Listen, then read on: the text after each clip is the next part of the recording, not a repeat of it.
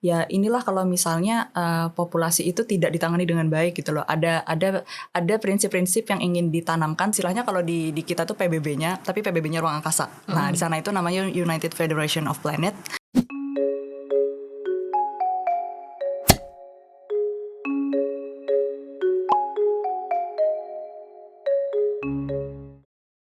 Halo teman-teman, kali ini kita akan membahas tentang salah satu film science fiction yang berjudul Star Trek.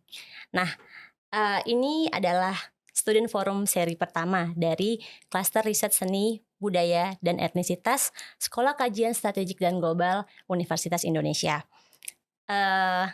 Untuk diskusi kali ini yang akan memandu adalah saya, Brisbania sebagai host, dan juga kita ada tamu pertama kita adalah Mbak Raisa Akmali. Yeay! Halo. Mbak Raisa Akmali ini salah satu anggota klaster riset tersebut gitu. Nah, karena seri pertama dari Student Forum, jadi selanjutnya kita akan ada seri-seri berikutnya gitu. Yang pertama ini kita akan bahas ke arah unsur menarik dari film Star Trek yang dijadikan sebagai objek penelitian. Langsung aja kita tanya Mbak Raisa, jadi film Star Trek itu seperti apa sih? Star Filmnya. Trek itu sebenarnya bukan hanya film sebenarnya. Jadi franchise-nya ada banyak dia itu. Jadi ada yang pertama kalinya sih memang series. Namanya series. Nah, itu pertama kali itu di tahun 1966. Jauh sebelum saya lahir juga sih. Udah lama ya? Udah lama. Nah, terus dia itu emang serial Amerika Serikat. Jadi memang sutradaranya juga merupakan orang Amerika Serikat. Franchise-nya ada banyak, tapi sebenarnya dari segi cerita itu dia itu lebih fokus kepada tentang ruang angkasa. Jadi ada yang namanya tuh istilahnya kalau di kita tuh PBB-nya, tapi PBB-nya ruang angkasa. Nah, di sana itu namanya United Federation of Planet. Nah, itu mereka itu punya istilahnya memerintahkan jadi dia itu istilahnya menaungi awak-awak kapal. Nah, kapalnya ada banyak gitu. Nah, salah satunya yang menjadi pemeran utamanya itu adalah kapal USS Enterprise gitu. Nah, USS Enterprise ini karena dia pemeran utamanya, jadi awak kapalnya itu jadi pemeran utamanya. Nah, mereka ini istilahnya memiliki tugas dari si United Federation of Planet itu sebagai jembatan diplomasi gitu untuk planet-planet yang belum masuk ke PBB-nya mereka itu gitu. Nah, jadi secara garis besar sih itu ceritanya. Jadi mereka melakukan eksplorasi di ruang angkasa untuk mencari planet-planet yang sekiranya belum masuk nih ke United Federation of Planet gitu, buat dijadikan istilahnya kolega lah istilahnya seperti itu gitu. Nah, untuk franchise-nya si Star Trek sendiri dia ada banyak. Yang pertama yang tahun 1966 itu memang yang original series-nya kan. Itu dia dengan self-titled ya Star Trek gitu, original series itu dia ada 3 season. Terus habis itu ada lagi yang Deep Space Nine, ada juga yang The Next Generation, ada yang Voyager. Yang Voyager seingat saya itu masih ongoing sampai sekarang. Jadi seasonnya udah banyak. Nah, terus kalau misalnya dari yang generasi sekarang mungkin lebih familiar dengan filmnya. Yang filmnya itu ada yang Star Trek, namanya self-titled juga Star Trek. Terus yang Star Trek Into Darkness mungkin kita familiar dengan yang jadi Doctor Strange, Benedict Cumberbatch, dia main di Star Trek Into Darkness. Nah, terus habis itu juga ada Star Trek and Beyond, kalau nggak salah namanya yang terakhir itu yang part ketiga itu ada yang main Joe Taslim di situ. Joe Taslim main sebagai salah satu villain. Jadi filmnya baru ada 3 ya sebenarnya? Baru ada 3 sampai saat ini. Tapi seriesnya udah banyak banget. Banyak banget. Bahkan saya sendiri belum selesai juga yang original seriesnya saking banyaknya. Oh gitu, oke. Nah, di diskusi ini kan kita bukan bahas ini nih, bukan bahas unsur atau alur film nih. Yang mau kita bahas adalah isu terkait di dalam yang ada di Star Trek-nya itu. Kita mau bahas tentang population issues. Betul. Tentang isu populasi itu bisa diceritain gimana tuh? Jadi ada yang ketika saya nonton sampai season 3 itu untuk yang original series ya, karena memang pembahasannya yang ada population problemnya itu ada di season 3. Nah, di season 3 itu ada episode nomor 16 bernama judulnya The Mark of Gideon. Nah, itu istilahnya dia itu awalnya memang kalau misalnya dari plot ya, kalau misalnya kita bicara dari plot, UFP, United Federation of Planet itu memang memberikan mandat ke si USS Enterprise untuk istilahnya coba kamu hubungin si planet Gideon ini gitu. Jadi Gideon itu nama planetnya. Karena dia belum masuk ke Federation of Planet itu gitu. Jadi kayak diajak buat ayo gabung ke sini gitu. Nah, ternyata waktu awal-awal memang gak ada masalah, tapi ternyata waktu salah satu awak kapalnya itu tiba di planet itu, ternyata planet itu penuh dengan orang sampai kelihatannya yang seperti ini tuh banyak orang di luar yang terlihat itu sebenarnya menunjukkan bahwa kayak ini nih banyak banget nih orang sampai berjubel-jubel gitu, sampai nggak ada tempat free gitulah, seperti itu. Jadi masalah populasinya dari situ. Oh, kalau Mbak Raisa ini kenapa suka sama Star Trek awalnya? Jadi apa sih istimewanya? Istimewanya kan karena mereka bergeraknya ceritanya itu kan mengenai space exploration kan. Nah, dulu itu saya tuh sebenarnya pengen jadi astronot cita-citanya. Cita-citanya pengen jadi astronot. Bahkan dulu sempat istilahnya kalau baca buku tentang space itu tuh kayak I read that religiously. Terus juga sempat ngefans banget sama Valentina Tereshkova, itu dia kosmonot Rusia gitu. Tapi seiring berjalannya waktu ternyata passion saya bukan ke arah situ lagi gitu. Nah, si Star Trek ini karena dia tuh pembahasannya mengenai space exploration, dia seperti mengisi gap antara keinginan dulu saya yang pengen jadi astronot yang sekarang nggak bisa tercapai gitu. Akhirnya ya udah di istilahnya di entertain dengan Star Trek ini yang juga menghadiri space exploration di ininya dia. Oke, terus kalau terkait ke penelitiannya nih, kenapa jadiin salah satu episode ya yang dijadiin objek penelitian kali ini? Nah, itu kenapa ditarik dari Star Trek-nya ini?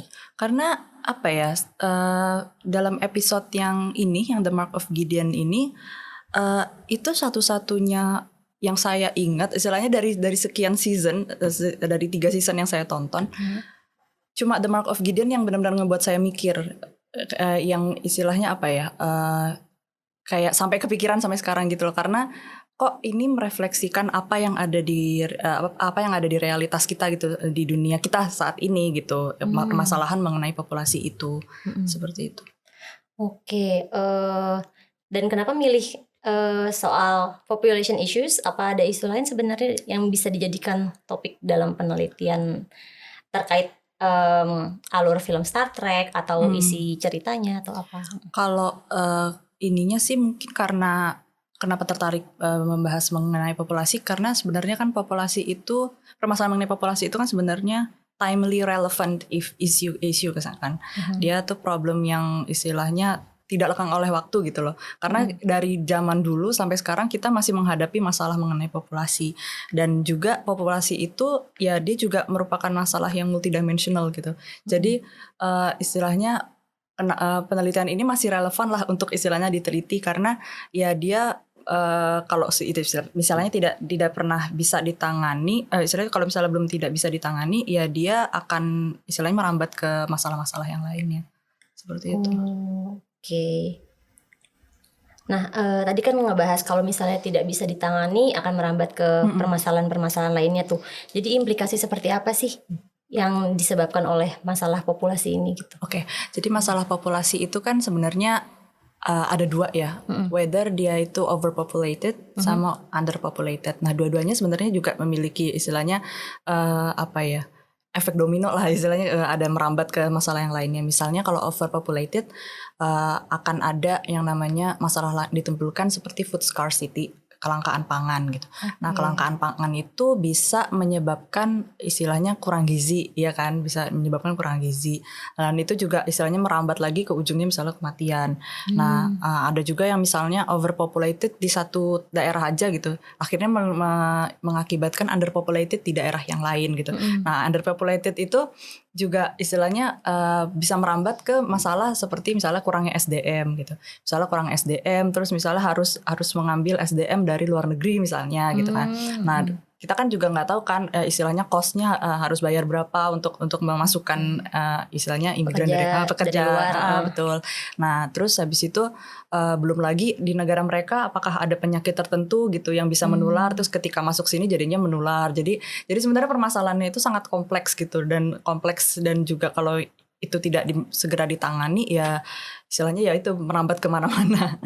Oke, selanjutnya kita bahas tentang ini nih episodenya. Jadi kalau dari Mbak Raisa nih, bagian mana dari episode The Mark of Gideon yang menginspirasi untuk diangkat menjadi isu terkait populasi gitu, dan kenapa gitu? Karena waktu nonton itu saya melihat ini ya apa namanya, ketika di salah satu scene-nya itu ada yang si pemeran utamanya itu kayak kaget ngelihat kok tiba-tiba di belakang dia ada banyak orang kayak seperti ini. Kayak kok tiba-tiba banyak orang gitu. Ini ada apa sih sebenarnya di planet ini gitu. Nah, ternyata di situ di planet itu gitu. Ternyata sebenarnya ada problem lainnya gitu. Nah, para problem lainnya itu pertama si planetnya itu selain overpopulated, tapi sebenarnya overpopulated itu disebabkan oleh si planet itu yang germ free. Jadi nggak ada kuman sama sekali, dan akhirnya lifespan penduduk mereka itu panjang gitu ya. Panjang. Jadi kayak tingkat kematiannya tuh rendah. Gitu. Nah tapi mereka itu punya prinsip dan kepercayaan bahwa setiap life forms itu tuh suci gitu loh. Jadi kayak mereka nggak ada yang namanya kayak program KB atau apa gitu untuk mengurangi penduduk. Jadi mereka akhirnya terus istilahnya bereproduksi, beregenerasi hingga akhirnya seperti itu gitu. Nah itu yang menurut saya tuh highlight dari episode ini gitu, karena mereka memberikan gambaran bahwa ya inilah kalau misalnya populasi itu tidak ditangani dengan baik gitu loh. Ada prinsip-prinsip yang ingin ditanamkan tapi ternyata sebenarnya itu membahayakan mereka sendiri gitu. Dan ada juga kayak istilahnya ya intinya ya seperti itu sih, dia banyak populasi akhirnya, kalau saya mengutip salah satu ini tokoh yang dari sana, mereka bilang katanya kalau karena kondisi ini gitu, there is no joy, there is no rest gitu. Bahkan di setiap tempat pun itu ya nggak ada ruangan untuk bebas gitu loh. Jadi cuma ada ya orang-orang aja gitu loh, saking overpopulation. Overpopulation-nya itu. Seperti itu. Nah di dalam episode itu tuh ada nggak sih dijelasin solusinya apa gitu? Solusinya sih kalau di episode itu jadi ada kayak pemberian serum sih. Jadi pemberian serum buat istilahnya buat ngurangin lifespan-nya itu. Jadi kayak dikasih serum buat kayak ngubah antibodinya si orang-orang yang di sana gitu. Jadi biar nggak istilahnya lifespan-nya nggak terlalu istilah panjang gitu. Oke. Menarik juga ya. Nah sekarang terkait ke produk pop culture nih. Nah film ini kan juga salah satu produk pop culture kan. Kalau menurut Mbak Raisa sendiri, fungsi produk pop culture dalam membantu untuk mengatasi permasalahan sosial dan kemanusiaan di dunia tuh gimana nih Mbak? Menurut saya dia sebagai awareness ya, sebagai pemberi istilahnya kesadaran. Jadi sebenarnya kan pop culture itu bagian dari media ya. Media itu kan ada yang mengentertain, ada yang menginformasi, dan ada yang mengedukasi gitu kan. Nah untuk yang produk pop culture ini gitu, pop culture ini dia itu istilahnya bisa karena dia dari masyarakat ya, dia biasanya dari masyarakat, dan dia konsumennya adalah masyarakat. Pasti ada istilahnya unsur-unsur kebenaran di dalam apa yang terjadi di masyarakat itu dimasukkan ke dalam si produk pop culture itu gitu. Nah untuk apa? Untuk orang-orang yang menonton itu tuh semakin aware gitu loh sama ini ada yang di highlight nih dari produk pop culture itu gitu. Yang di highlight misalnya kayak yang di ini The Mark of Gideon mengenai masalah populasi. Jadi highlightnya masalah populasi. Jadi begitu ya, kalau misalnya ada masalah populasi itu harus segera ditangani. Kalau enggak kayak yang seperti ini gitu. Jadi menurut saya fungsinya adalah untuk memberikan kesadaran, memberikan awareness gitu loh terhadap kalau misalnya di masyarakat kita atau di lingkungan kita sebenarnya ada masalah gitu yang harus segera ditangani, seperti itu.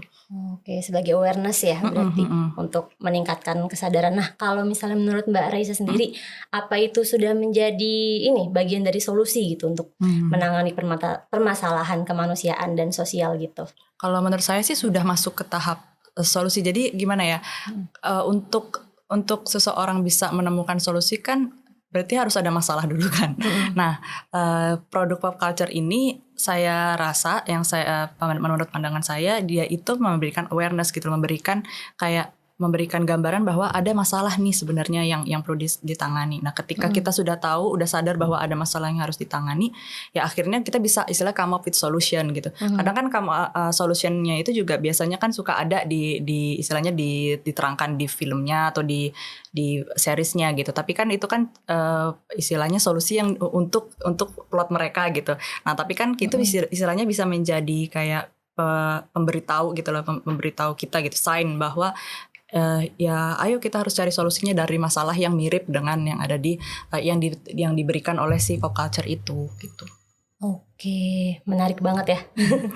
Ada lagi nggak kira-kira keistimewaan dari film Star Trek atau dari satu episode ini yang kira-kira Mbak Raisa mau sampein gitu?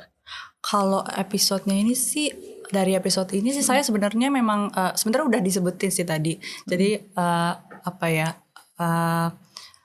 Kalau misalnya kayak ada masalah seperti ini, seperti permasalahan mengenai problem populasi itu dia memang harus segera ditangani gitu, karena kayak tadi saya sempat mengutip juga dari salah satu tokohnya itu, kalau misalnya there is no joy, there is no rest gitu, karena everywhere they are gitu, itu benar-benar ada cuma orang doang gitu loh, jadi kayak saking penuhnya gitu. Jadi kayak ya itu yang istilahnya yang menjadi highlight dari situ sih, dari film itu. Dan mungkin highlight lainnya adalah dari pop culture itu sendiri, karena kan kita pembahasannya mengenai pop culture. Pop culture itu istilahnya tidak bisa istilahnya kita jadikan hal sepele aja gitu. Jadi memang fungsinya mereka kan memang untuk entertain kan, untuk sebagai entertainment gitu kan. Tetapi kalau misalnya kita lebih mikir lebih jauh lagi gitu, sebenarnya akan banyak istilahnya insight yang kita dapat gitu, dan kita bisa belajar lebih banyak juga gitu loh dari pop culture yang kita tonton, yang kita konsumsi lah istilahnya seperti itu. Gitu. Dan lebih ringan juga ya untuk masyarakat yang umum gitu, yang nggak ke arah nggak mau serius-serius banget nyari informasinya. Nah, mungkin itu saja untuk Student Forum pertama kali ini. Terima kasih banyak Mbak Raisa atas pemaparannya, seru banget topiknya. Nah, untuk teman-teman nih yang misalnya bisa kasih saran atau mau kasih saran tentang isu-isu berikutnya yang bisa kita bahas dalam Student Forum berikutnya, boleh banget tulis di kolom komentar atau kontak kita di contact person yang ada di description box, nanti kita tulis. Lalu boleh banget juga silakan untuk like, share, dan subscribe channel ini untuk tahu program-program berikutnya. Makasih banyak juga teman-teman yang udah menyaksikan. Saya Brisbania, pamit undur diri. Salam SKSG.